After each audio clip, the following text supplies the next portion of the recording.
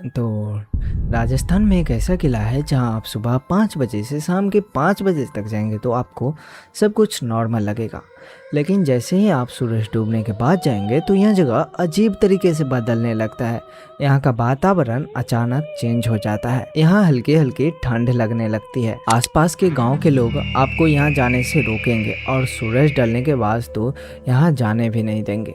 इस किले के मुख्य द्वार पर एक सरकारी बोर्ड लगा है जिस पर साफ साफ लिखा है कि भानगढ़ की सीमा में सूर्योदय से पहले एवं सूर्यास्त के बाद जाना मना है। इसके अलावा इसी बोर्ड पर 2 और नोटिस लिखा गया है और अगर आप इन बताए गए नोटिस का उल्लंघन करेंगे तो आपके ऊपर कानूनी कार्रवाई हो सकती है। तो ऐसा इस बोर्ड पर लिखा हुआ है। तो इस किले में ऐसा क्या है जिसकी वजह से सरकार ने खुद बोर्ड लगा दिया है और अगल बगल के गाँव वाले भी यहाँ जाने से रोकते हैं।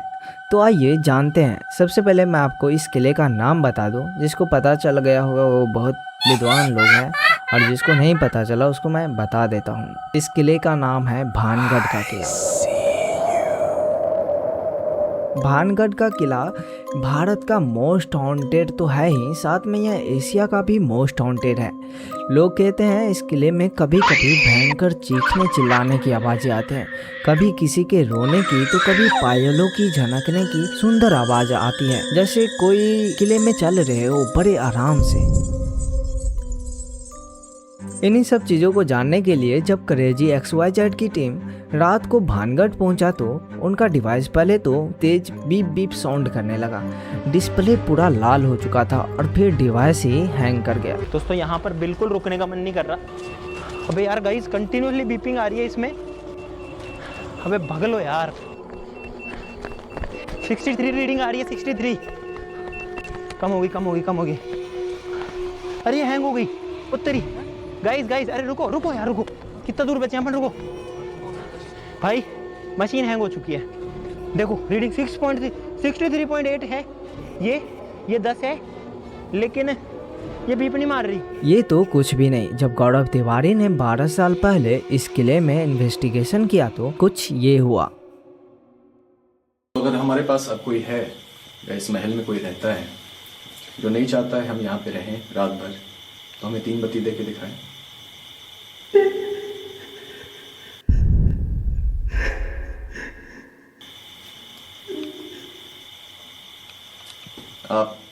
हम यहाँ से चले। आप लोग आमिर खान को तो जानते होंगे, वहीं बॉलीवुड का एक्टर। उनकी एक मूवी थी तलाश। यह एक हॉरर बेस्ड फिल्म था। इस फिल्म की रिलीज के टाइम आमिर खान ने भानगढ़ जाने का फैसला किया लेकिन लास्ट मोमेंट पर इसको कैंसिल कर दिया। अब आमिर ने ऐसा क्यों किया यह किसी को नहीं पता। और ऐसे ही जब 2014 में पीके फिल्म की शूटिंग हो रही थी तो उसमें से एक सुनसान डार्क किले वाली जगह पर शूटिंग करनी थी। तो पीके मूवी की टीम ने शूटिंग के लिए भानगढ़ किले को चुना लेकिन आमिर खान ने इस बार भी वहां जाने से मना कर दिया और इसका भी रीजन पता नहीं चला। इस फैसले के बाद बॉलीवुड के किसी भी मूवी का शूटिंग भानगढ़ में नहीं हुआ। तो ऐसा क्या कहानी है भानगढ़ के किले की कि लोग वहां जाने से डरते हैं। भानगढ़ किले का निर्माण आमेर के राजा भगवंत दास ने करवाया था। भगवंत दास के 2 पुत्र थे, मान सिंह और माधव सिंह। मान सिंह जो अकबर के दरबार में नौकरी करते थे और माधव सिंह इस किले की देखभाल करते थे। इसके बाद में उनके पिता ने इस किले को इसे यानी माधव सिंह को ही सौंप दिया। उस समय इस किले को बहुत ही सुंदर, एक तरह से भव्य कह सकते हैं। किले की दीवारें बहुत मजबूत और ऊंची थी और अंदर में ही मंदिर, महल, मंत्रियों के लिए हवेलियाँ और साथ ही बाजार भी था। उस समय किले में खुशियाँ ही खुशियाँ दिखती थी। लेकिन समय हमेशा एक जैसा नहीं होता है। समय ऐसा आया कि ये पूरा का पूरा किला एक भयानक भूतिया किला बन गया। यहाँ के लोगों से जब आप पूछेंगे कि ये सब कैसे हुआ या फिर यह जगह इतनी भूतिया कैसे बनी तो वे लोग आपको सिर्फ एक ही कहानी बताएंगे और यह कहानी आपको थोड़ी अजीब लग सकता है।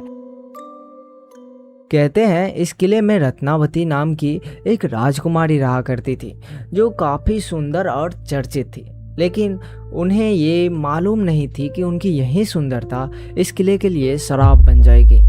तांत्रिक सिंधिया जो कि एक जादूगर था, वह राजकुमारी की खूबसूरती से इतना मोहित हो गया कि रत्नावती से शादी करने का फैसला ले लिया। अब इसके लिए सिंधिया अपना तरह तरह के अजीबोगरीब दिमाग चलाता था, लेकिन सिंधिया को भी पता था कि वो राजकुमारी को आसानी से नहीं पा सकता है। कहाँ वो सिंधिया शमशान में रहने वाला और कहाँ राजकुमारी महलों में रहने वाली। तो ऐसे में कभी इन दोनों का शादी नहीं होता। लेकिन सिंधिया को अपने जादू पर पूरा कॉन्फिडेंस था, इसीलिए वो अपना नज़र हमेशा फैलाए रखता था।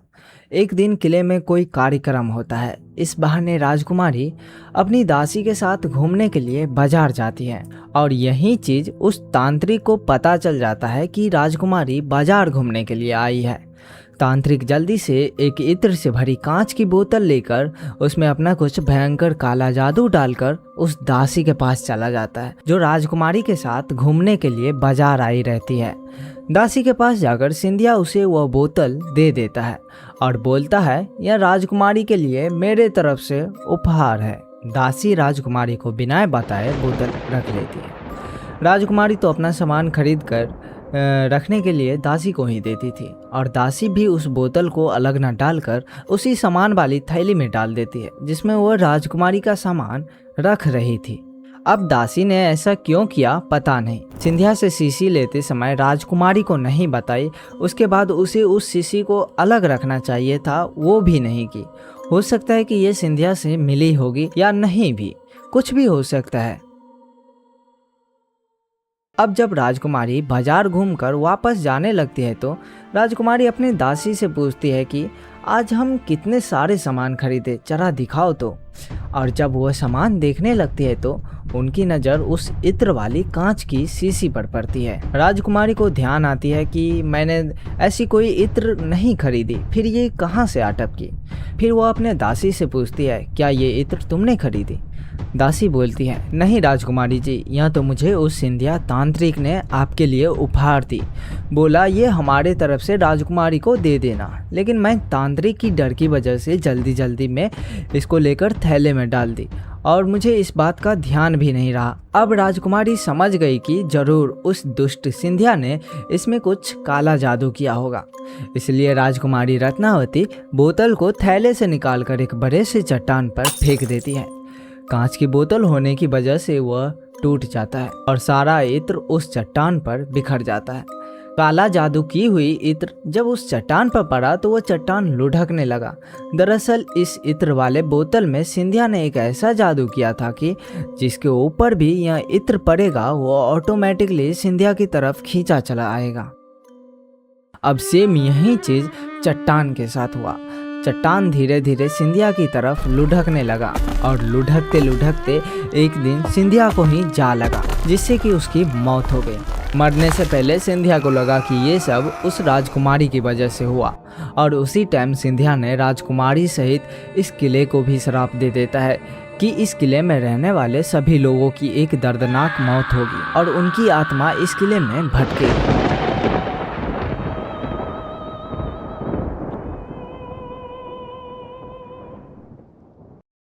कहते हैं सिंधिया के मौत के कुछ दिनों बाद एक युद्ध होता है और युद्ध के कुछ सैनिक किले में घुस जाता है और वह मौत का तांडव करने लगते हैं। जो उस किले में उस सैनिकों से बच गए वो किले को छोड़कर भाग गए और जो मारे गए उनकी आत्माएं वहां भटकने लगी। ज़्यादातर लोग सिंधिया वाले कहानी को सही मानते हैं, वहीं कुछ लोग बाबा बालानाथ वाले कहानी को भी मानते हैं।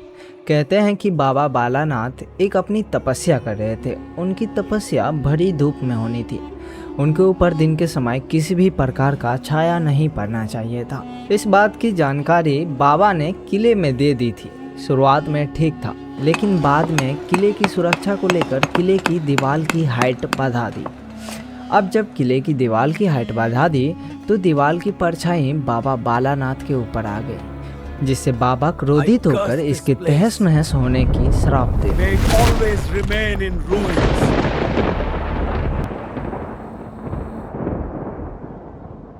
अब ये सिर्फ लोगों के द्वारा फैलाया गया कोई काल्पनिक कहानी है या रियल, ये तो ना मुझे मालूम है और ना ही